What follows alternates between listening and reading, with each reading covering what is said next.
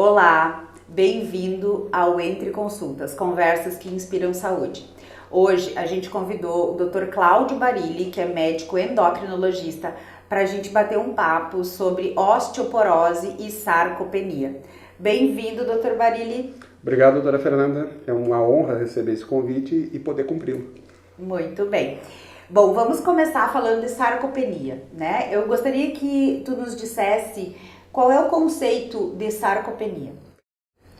Bom, sarcopenia está um hype, existem várias definições para isso, mas de toda maneira, de uma maneira simplificada, de um modo simplificado, a gente pode dizer que é a perda de massa muscular. Sarcopenia é uma palavra derivada do grego, quer dizer perda de carne, perda de músculo. Então, de um modo geral, a gente diz que o paciente está perdendo o seu músculo. Era uma situação pouco reconhecida em pacientes saudáveis ou com doenças crônicas e que começou a ser muito reconhecido a partir da década de 90, 2000, do século passado, e que assume uma importância fundamental, que a gente vai poder discutir na medida que a gente for evoluindo na nossa conversa.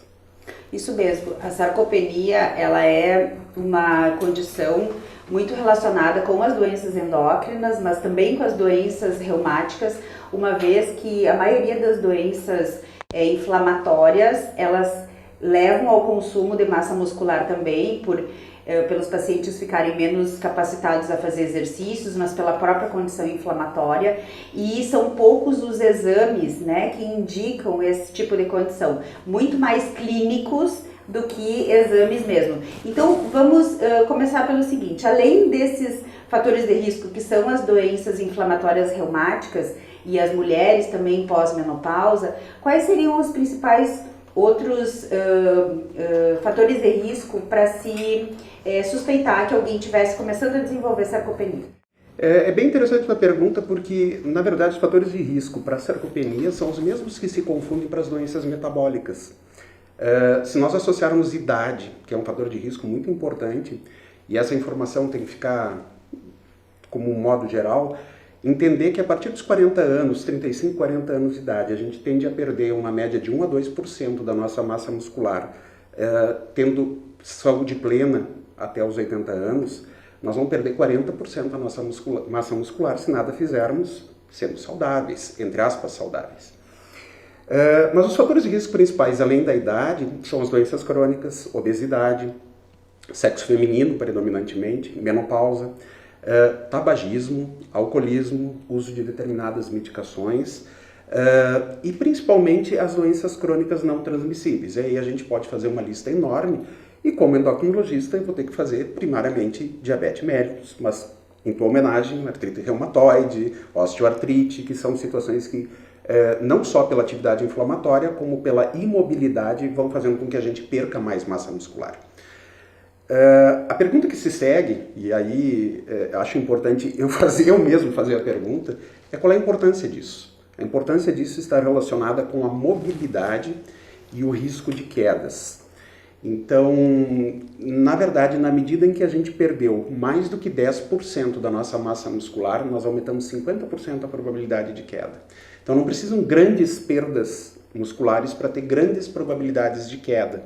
Então esse é um dado fundamental para a gente saber que é primordial manter a massa conquistada. Isso para adultos.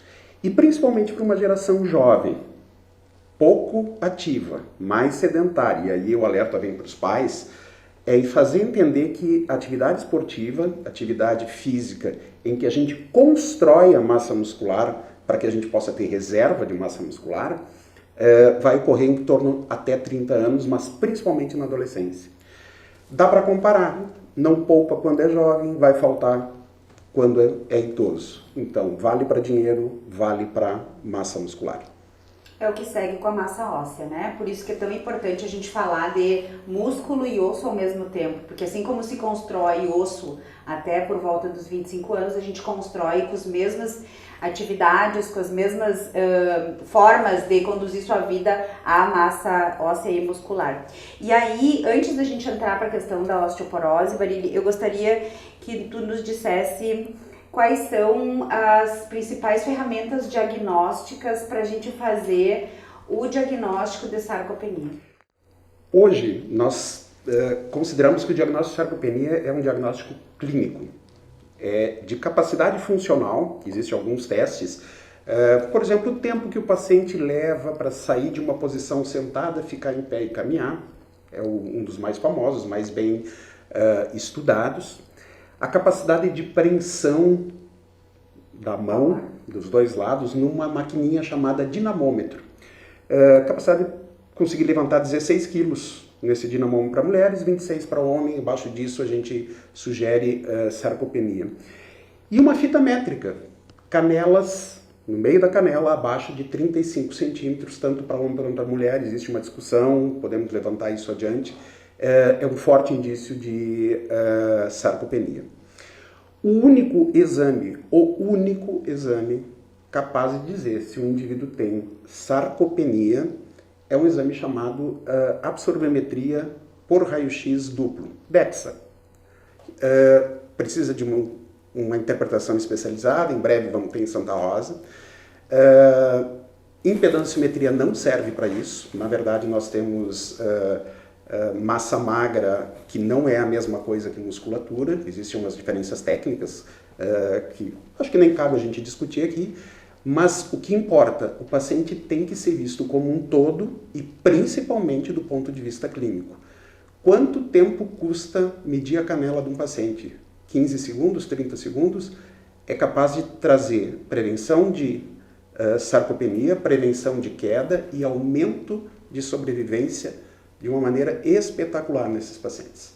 Com ferramentas clínicas muito simples, né? Um dinamômetro é algo muito barato, algo que a gente tem no consultório, o paciente aperta ali, em menos de 10 segundos a gente consegue evidenciar, e outras ferramentas, né? Como levantar e andar. Mas os pacientes gostam de ver, né, os diagnósticos através dos exames, então realmente logo a gente vai poder oferecer isso também para os pacientes aqui. Bom, com relação à osteoporose, defina a osteoporose para a gente. Até aproveitando o gancho, tu colocaste muito bem, são duas doenças que correm em paralelo, mas a osteoporose, ela diz respeito à capacidade, à quantidade de mineralização do osso. É a perda da quantidade de minerais do osso, notadamente cálcio e fósforo. Notadamente cálcio, principalmente. Muda a força do osso, a capacidade de flexão do osso, e o que a gente chama, um termo meio técnico, a microarquitetura.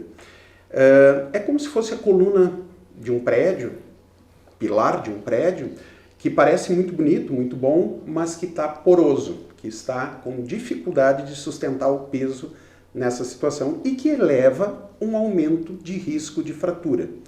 Então, a osteoporose é a perda da parte mineral com alteração na microarquitetura, com risco aumentado de fratura. Essa é a definição hoje. E os mesmos fatores de risco para a sarcopenia que a gente falou há pouco são os fatores de risco para o paciente desenvolver osteoporose e fratura, né? Impressionantemente, os dois concorrem de maneira paralela. Exatamente, acrescentaria ainda menopausa precoce abaixo dos 40 anos de idade, acrescentaria ainda sedentarismo, que nós falamos pouco e é fundamental, principalmente na idade adulta, obesidade, principalmente obesidade abdominal, e uma das questões que eu considero muito importante, embora esteja reduzindo, tabagismo.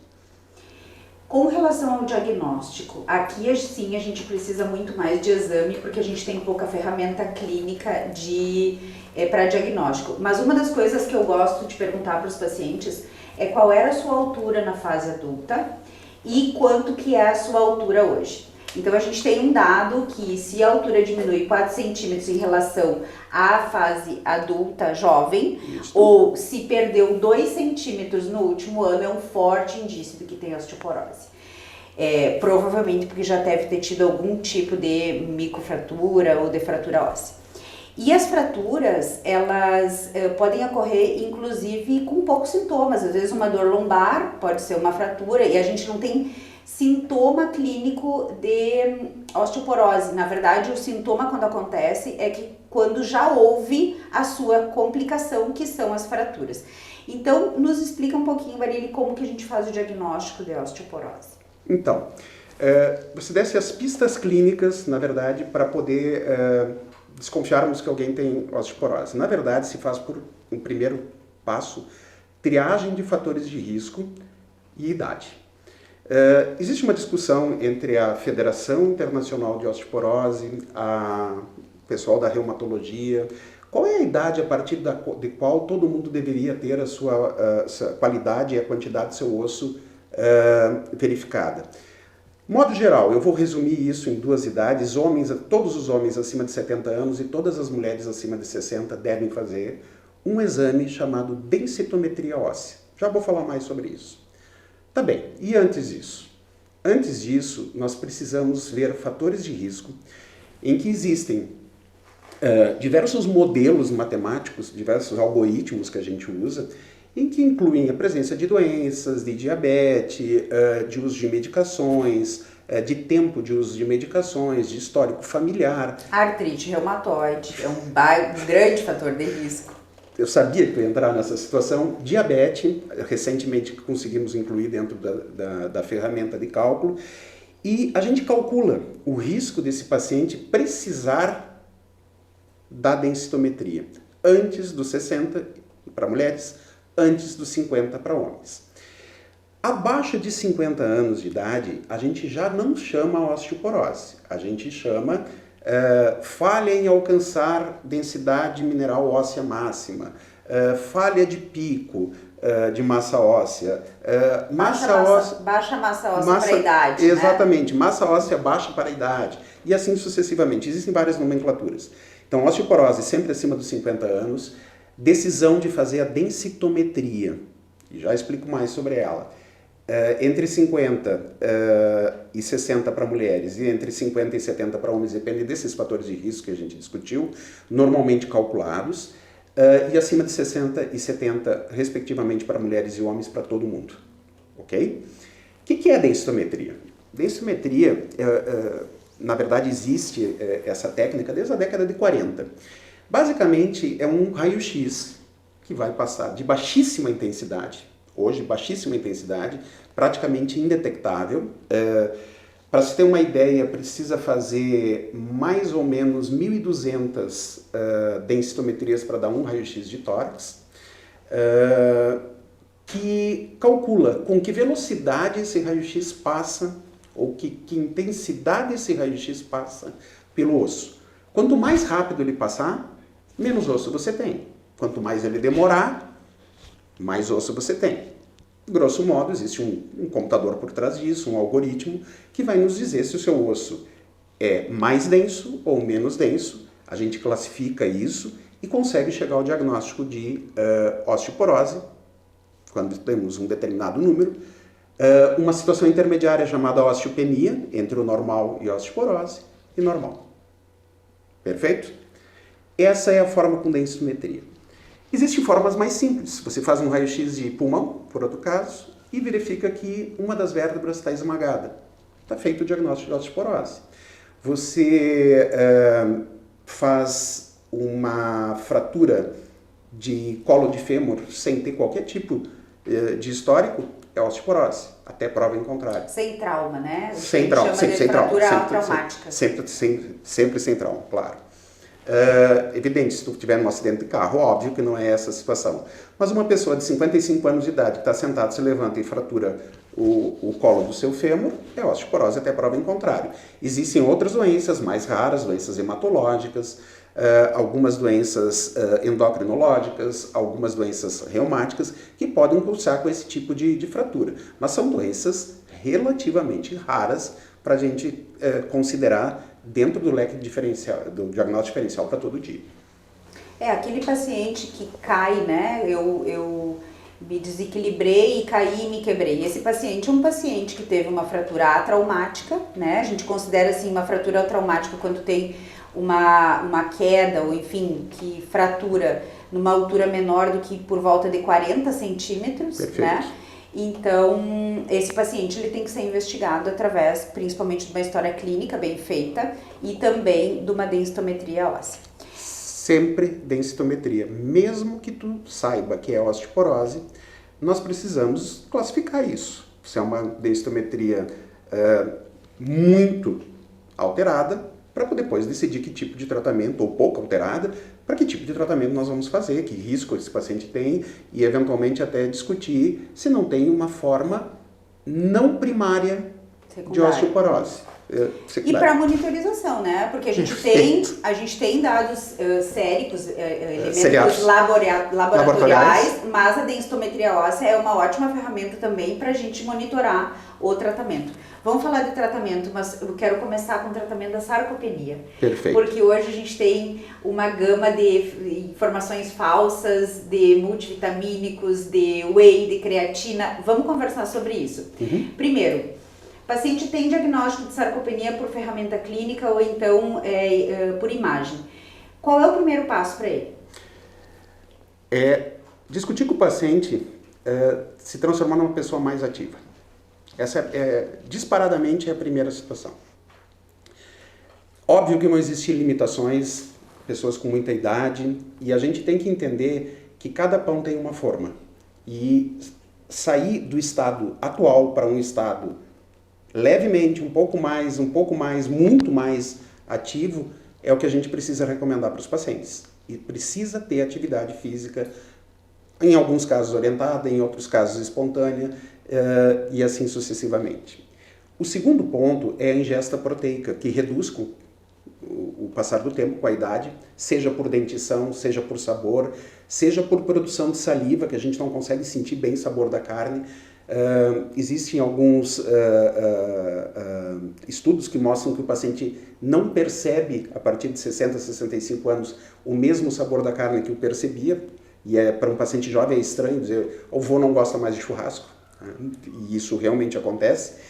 Salivação, perda de dentes e assim sucessivamente, diminui a ingesta proteica e ele prefere mais amidos, enfim. Então, estimulação de ingesta proteica de comida, não de suplementação. Até porque os dados de suplementação são esparsos, confusos, e os estudos ainda não mostram com certeza quem vale a pena ser suplementado e de que maneira. Tu citaste dois, whey protein e creatina. Eu estava nesse fim de semana num congresso em São Paulo falando sobre sarcopenia, e um inglês nos perguntou, claro que ele perguntou antes qual era o alimento da moda aqui, o que muda mais uma pessoa, o bombom, aliás, o morango do amor ou a creatina? E aí o pessoal começou a rir. Claro que é o morango do amor que engorda, o outro não faz nada. Claro, é uma brincadeira dele. O que ele quer dizer é que os ganhos que a gente tem com creatina são suficientemente pequenos para a gente dizer que são desprezíveis para pacientes não atletas. E, em especial, pacientes que têm baixa atividade física, não serve para nada. Eu pegar um senhor de 75 anos de idade que não faz nenhuma atividade física e dar creatina achando que isso vai melhorar a situação dele, é botar dinheiro fora. Botar dinheiro fora. E, na verdade, embora tenha uma grande segurança, não é efeito nenhum. Efeito é igual a zero. Mesmo em pacientes ativos, a gente tem um ganho médio em torno de 8 a 10%. Não estou falando de atletas de ponta, estou falando de pacientes ativos. Então, ganho de massa muscular ou de força muscular? Força muscular. Força, né? Massa é difícil. Eu vou traduzir força, sim, força muscular. Eu vou traduzir para você. Se você acha que é muito importante você pegar do seu bíceps, passar de 10 quilos para 11 quilos, então toma. Se você acha que isso não é importante, não usa. Porque, na verdade, é uma diferença muito pequena. E o efeito, chamado efeito placebo, aquele que o indivíduo sente um conforto, uma segurança, uma ideia de que a creatina está ajudando, é muito potente nessa medicação. O whey, não esqueçam que é um alimento ultraprocessado. Alguns deles têm uma quantidade enorme de glicose, de lactose e de glicose junto, mas é uma fonte rica de proteína. E em alguns pacientes é interessante que a gente use. Mas 1000 vezes preferível que a gente faça uma alimentação adequada do ponto de vista de comida de prato, comida de verdade.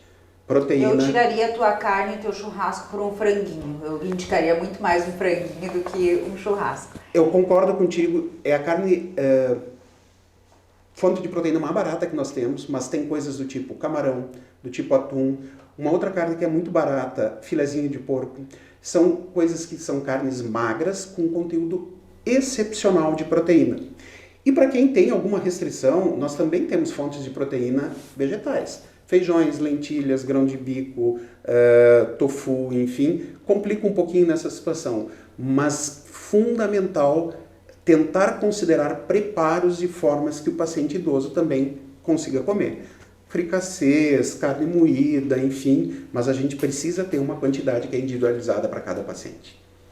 Bom, e o colágeno entra no meio disso tudo também, né, que é um placebão, né, principalmente para sarcopenia, assim como eu considero que não tem uma boa evidência também para osteoartrite, mas em se tratando de sarcopenia a gente já viu alguns pacientes com indicação de colágeno para isso e também não funciona, também não é uma boa. Podemos ir para os hypes, podemos falar de Pepti Strong, que está na moda, podemos falar de colágeno hidrolisado, nós podemos falar de whey vegetal, todos eles simplesmente são uma fonte de proteína. Caríssimos, alguns, outros nem tanto, mas nenhum deles mostrou superioridade a uma alimentação bem balanceada. Em algumas situações muito específicas que o seu médico vai saber definir contigo no momento, com o paciente, no momento em que for necessário a gente aumentar a ingesta proteica. Mas não caiam na moda, especialmente na situação da divulgação em redes sociais. Muito bem. Vamos finalizar falando um pouquinho do tratamento da osteoporose. Eu gosto muito de dizer para os meus pacientes que o osso é como uma parede, em que a gente tem tijolos e tem o cimento. Os tijolos são as células ósseas, a parede, o cimento seria o cálcio, magnésio, hidroxiapatita, tudo que é mineral, né? Então, é importante a gente se dar conta que existe a necessidade da gente tratar, né, os componentes do osso. Então, vamos começar pela parte mineral, Barilli, com relação ao cálcio e a questão da vitamina D, que é o grande transportador de cálcio para o osso. Primeiro eu gostaria de falar um pouquinho do cálcio, porque existem muitas apresentações de cálcio e em um dado momento, principalmente no início desse século XXI, osteoporose, o tratamento de osteoporose se traduzia em cálcio mais vitamina D. Todo mundo usava cálcio e vitamina D. O cálcio ele pode ser suplementado quando o paciente não alcança com a dieta a necessidade do que cada idade precisa, cada peso precisa. O melhor cálcio é o cálcio alimentar. Pô, mas que cara chato, o cara fala que proteína melhor é alimentar, o cálcio melhor é alimentar. Sim, a nossa avó tinha razão. A cozinha ainda continua sendo...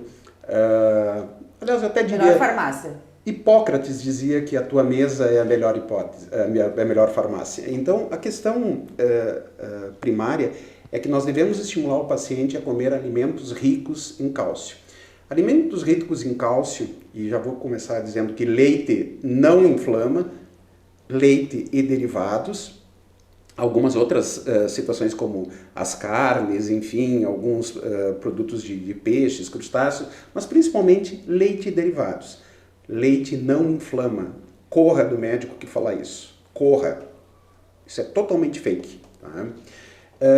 Enfim, não conseguiu alcançar, e existem formas que nós, endócrinos, nós reumatologistas, calculamos a ingesta do indivíduo, uma pequena tabela em que a gente faz algumas multiplicações e chega a quanto mais ou menos o indivíduo alcança de cálcio por dia, cada idade vai ter a quantidade correta e em alguns pacientes a gente suplementa.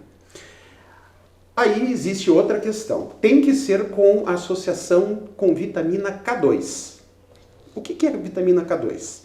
Vitamina K2 é uma substância, uma subunidade da vitamina K. A vitamina K é importante para a coagulação do sangue e tal. Mas, em termos teóricos, é lindo, é maravilhoso. Ela estimula uma proteína que impede a calcificação de tecidos moles, ela leva o cálcio, a osteocalcina, que é uma substância do osso, a captar mais cálcio. Só que quando a gente vai testar essa substância não acontece nada, não existe diferença nenhuma. Então não há risco de calcificação do coração, das válvulas cardíacas, das artérias que levam sangue até o cérebro, porque você está tomando cálcio quando for bem indicado e na quantidade indicada. E lembrando que existem várias formulações. Eu vou dizer duas principais aqui, que é o carbonato de cálcio e que é o citrato de cálcio. Vão ter momentos diferentes, razões diferentes para a gente usar uma ou outra, e são quantidades diferentes e cada paciente vai ter a sua necessidade. E há sim alguns pacientes que simplesmente nós não suplementamos o cálcio porque o paciente já tem uma ingesta suficiente. Ninguém se espante que veja apenas com um tratamento farmacológico, com uma medicação para osteoporose, sem cálcio. Isso pode ocorrer. Não é muito comum, mas, sei lá, talvez 10, 15% dos pacientes não usem. Eu até acho que na minha clínica talvez até mais. Mais, porque se criou essa fake de que cálcio é inflamatório. As minhas doenças, as doenças que eu trato no consultório já são inflamatórias. Então tem muito paciente assustado com relação a isso. E demais a mais, quando a gente ingere leite, derivados, e existe um estímulo da microbiota intestinal para produzir também a vitamina K2. Perfeito. Então não existe necessidade alguma de suplementar. O que a gente tem que estimular mesmo é a questão alimentar. Barilli, e com relação à vitamina D? A gente sabe que a vitamina D não tem um papel exatamente dentro do osso, mas ela é muito importante para o metabolismo ósseo. Então nos fala qual é o papel da vitamina D nesse contexto da osteoporose, da osteopenia e até mesmo para a gente atingir o pico de massa óssea adequado, né? Nas crianças, nos adolescentes. Conversa um pouquinho com a gente sobre isso. Bom, Fernanda, eu sempre comento com meus pacientes que a osteoporose não começa aos 50 anos. A osteoporose começa na infância. Então, nós dependemos de um pico de massa óssea aos 25, 22, 23, 24, 25 anos de idade. E duas situações são de extrema atenção: consumo de cálcio e consumo de vitamina D. Recentemente, a American Society of Endocrinology sugeriu que todos os pacientes, crianças de 0 a 18 anos, recebessem vitamina D profilaticamente, sem dosar vitamina D, para que suplementasse, para que garantisse que tivesse um pico de massa óssea adequado. Isoladamente, no tratamento da osteoporose, a vitamina D parece ter um papel muito pequeno. Se tu tomar só a vitamina D, não parece ter um papel adequado. Mas quando você tem um bom consumo de cálcio, ou uma suplementação de cálcio, ou até medicações, existe diferença de se usar vitamina D ou não. O paciente tem um ganho maior, porque permite uma absorção maior de cálcio pelo intestino. Parece sensibilizar, o mecanismo é complexo, mas parece sensibilizar no osso a fixação dos sais de cálcio em hidroxiapatita, que é, na verdade, os tijolos, né? Como bem disseste, do nosso, cimento. Da nossa parede. Então, a vitamina D adequada é muito importante. Acima dos 65, 70 anos, da mesma maneira que as crianças, todos os pacientes deveriam receber. E um dado importante: a indústria farmacêutica nos oferece doses de vitamina D para uso semanal. Em idoso, há estudos já bem estabelecidos mostrando que doses altas são prejudiciais para esses pacientes por aumentar o número de quedas. E a gente, na osteoporose, também quer evitar o número de quedas. Por isso que a gente pede banheiros sem tapete, apoios, e aí você dá uma vitamina D que aumenta, em alguns estudos, até 15% o risco de quedas. Então, vitamina D na gravidez, vitamina D para crianças e vitamina D para idoso é dose diária. Dose pequena, adaptada para cada idade, diária. Evitar as doses grandes. E aí vem outro hype, os pacientes pedindo para usar vitamina D para melhora de imunidade. Isso não existe, isso não funciona.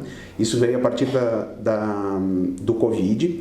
E o que eu mais trato hoje não é deficiência de vitamina D. São pacientes que fazem excesso de cálcio no sangue, lá na emergência, perdendo rins, precisando ir para a hemodiálise porque tomaram doses absurdas de vitamina D. Aliás, a mesma American Society que eu citei agora há pouco sugere que a gente não dose vitamina D de ninguém adulto saudável, a não ser em situações especiais em que você tem má absorção, enfim, outras doenças. Doenças reumáticas, né? Doenças reumáticas, enfim, diabetes, algumas situações específicas, mas tomar vitamina D para outros motivos que não seja saúde óssea e em algumas situações de diabetes está absolutamente contraindicado ou absolutamente não provado e aguardando estudos que possam comprovar qualquer tipo de situação. Não deveríamos nem sequer dosar a vitamina D, porque a verdadeira deficiência nem foi estabelecida. Não sabemos se é 20, não sabemos se é 15. 25, dependendo da sociedade, muda esse nível, né?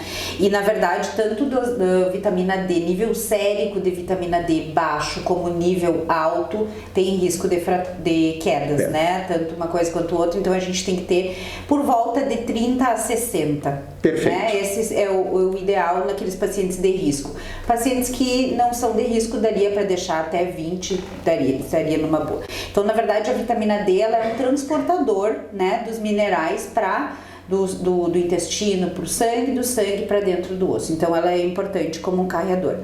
Falamos do cimento. Vamos falar um pouquinho dos nossos tijolos, que são as células ósseas. Então, dependendo do risco que o paciente se enquadra em fratura, baixo risco, alto risco ou muito alto risco, a gente estratifica ele para alguns tipos de medicamentos específicos.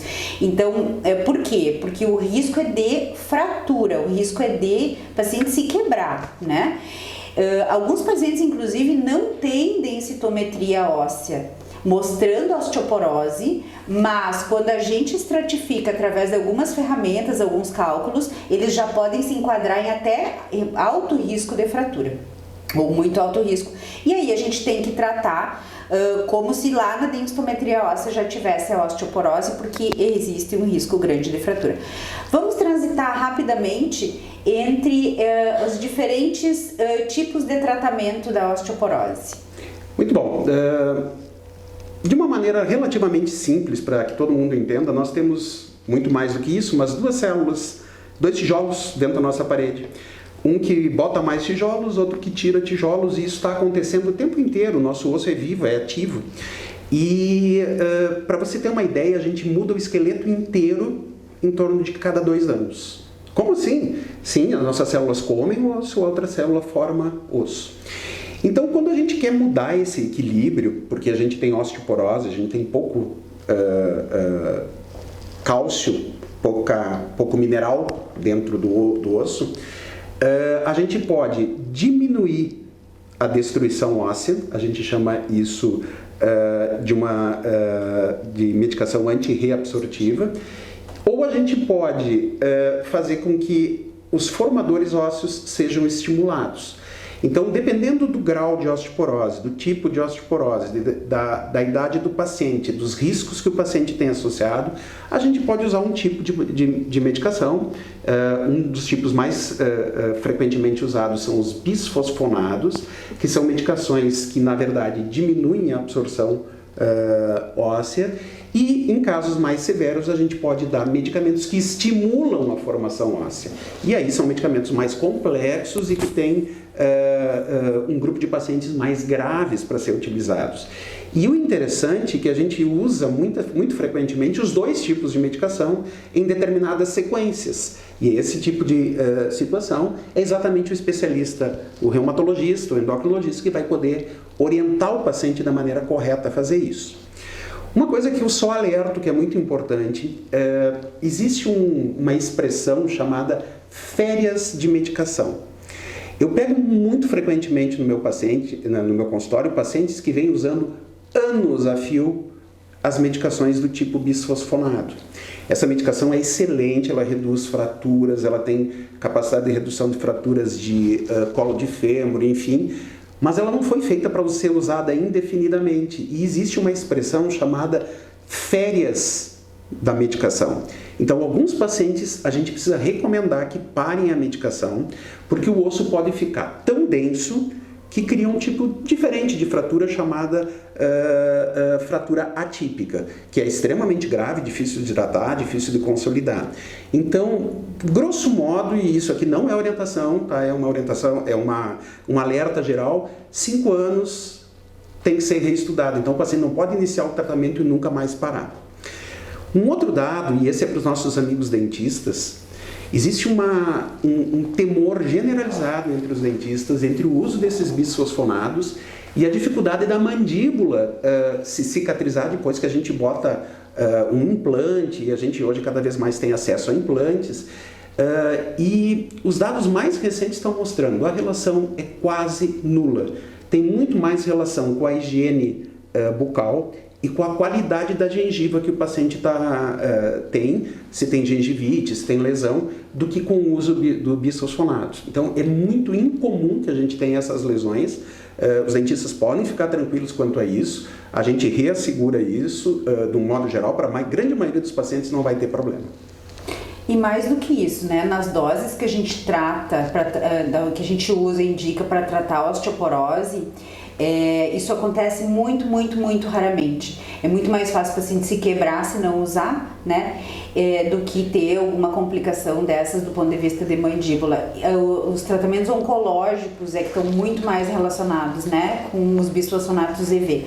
E mesmo que se tire, né, Barilli, existe ainda o efeito residual, porque esse remédio ele se gruda no osso e ele pode levar 10 anos para se desgrudar do osso. Então não adianta suspender a medicação, porque o remédio vai estar lá grudado no osso. E por isso mesmo a gente pode fazer as férias, como eu expliquei para vocês antes, e não é 30 dias de suspensão que vai proteger a mandíbula de um paciente contra o que a gente chama de osteonecrose. Então, de fato, não há necessidade da suspensão. Eu quero que todo mundo fique tranquilo quanto a essa situação. Muito bem. Acabamos aqui, então, nosso joguinho de perguntas, mas eu gostaria de reforçar o que a gente falou aqui, que eu acho que foi muito importante. O osso e músculo a gente trata com atividade física e com alimentação adequada. Alimentação de boa procedência, de proteínas, de vitaminas, de leite, né? Evitar os ultraprocessados e muitos suplementos outros que têm se prometido grandes coisas, inclusive indicados por educadores físicos, né? Não funcionam, não devem ser consumidos sem uma orientação médica, sem um acompanhamento e que se invista mesmo na nutrição. Concordo perfeitamente contigo e adorei o resumo. Muito bem, chegamos ao fim. Eu adorei esse bate-papo, foi muito esclarecedor. Muito obrigada, Dr. Barilli. Bom, Fernando, eu quero te agradecer o convite, agradecer a paciente de quem pôde ouvir até agora. Eu acredito que as informações sejam relevantes e úteis para todos. Espero poder contar sempre com esse tipo de convite e espalhar ciência e boa informação. Para os pacientes que queiram se informar melhor sobre a osteoporose, eu sugiro o site Fernanda Guidolin, para que a gente possa ter dados cientificamente comprovados e não só hypes de redes sociais. Obrigado, Fernando. Obrigada, Barilli. Um abraço. Até a próxima.